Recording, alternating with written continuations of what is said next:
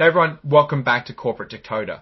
Today we're diving into a report about Avient Corporation, and let me tell you, this one's all about money, money, money. Before we get started, if you are interested in getting straight insights from corporate documents, make sure to subscribe to see more content like this. We also have a Discord community linked in the description below where you can discuss more details about the reports with community members. Avient just signed a new credit agreement, meaning they are borrowing a lot of money and there are strings attached.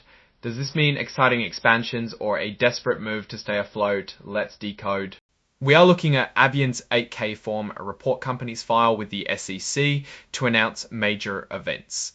This one is about a new agreement for borrowing money. The report was released on June 12, 2025. The big news here is that Avient Corporation just entered into a new revolving credit agreement. Think of this as their new credit card, but instead of being able to spend $1,000 or $5,000, this one gives them access to a possible $500 million. This new agreement replaces their old one from mid-2019. It's like they upgraded to a card with better perks, or maybe their old one was expiring. So what are they planning to do with all that potential cash? The filing says they can use it for basically anything. This includes day-to-day operations. That means paying bills and employees. Plus, they can use the money for big purchases, also known as capital expenditures, or just for general corporate purposes, which is a broad term. In short, keeping business as usual and investments, they can pay back the money anytime they want without it costing them extra.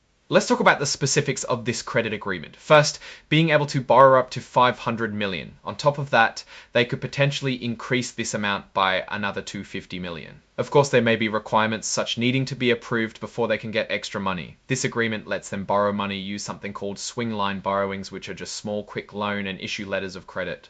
Think of letters of credit as a promise to pay someone if Avient does not. Interest rates are always important, right? Avient can choose between two different rates. One is called the alternate base rate. The second choice is called the relevant rate.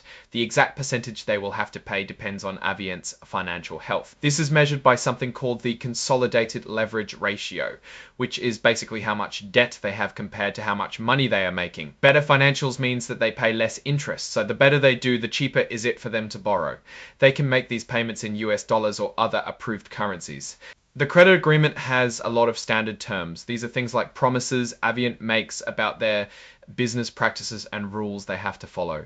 If they break these rules, they could be in default. This is very similar to the terms in their old loan agreement from late 2015. So it's all pretty standard stuff for these kinds of deals. There is one financial rule Avient needs to watch out for. If they have any outstanding loans at the end of a quarter, they need to keep their consolidated secured leverage ratio below a certain level. This ratio, again, measures how much debt they have. They have to keep this below 3.0 to 1.00, basically meaning they cannot have more debt than 3 times their earnings. There are times where they can actually do a little bit worse. If they make a big acquisition or purchase of another company, they can actually go up to 3.5 to 1.00. So this gives them flexibility in a growing company. Now, here's a little bit on who is involved in this deal besides Avient. The credit agreement involves JP Morgan Chase Bank NA as the main manager or administrative agent. There are also a bunch of other lenders or financial institutions involved. These banks have worked with Avient for many years, so they may give them advice or other financial services. They get paid for these services. This is perfectly normal. The report says if you want to know everything in detail and all the exact wording of the credit agreement, you can check out all of the text of the agreement in the exhibit section. This section is really short. It just kind of points back to everything we've talked about before. It says that the details we covered earlier about the credit agreement are officially included here as well to make sure it's all properly documented. Yeah, I want to share my perspective. Avient seems to be in a reasonable position. They secured a large credit line which they can use for several options from operations to expansions. The interest rate based on their financial health is a good move. This incentivizes them to keep their books in order and it rewards them as they perform better. One possible risk to highlight here is their debt.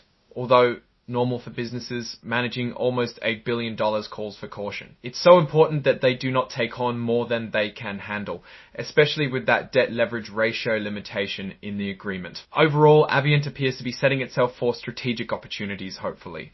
The credit line allows them stability while also requiring them to make smart financial decisions. The key is to keep growing revenues and make sure the debt remains under control. It should be very interesting to see how they use this credit. Alright, that's our breakdown for Avient's agreement report. What are your takes on these numbers and what they might signal for the company's future? Drop your thoughts in the comments below. If this analysis was valuable, hit that like button to help us immensely and subscribe for more deep dives. Do not forget to check out the Discord channel in the description if you want to meet the community and discuss investing further. Thanks for watching and see you next time.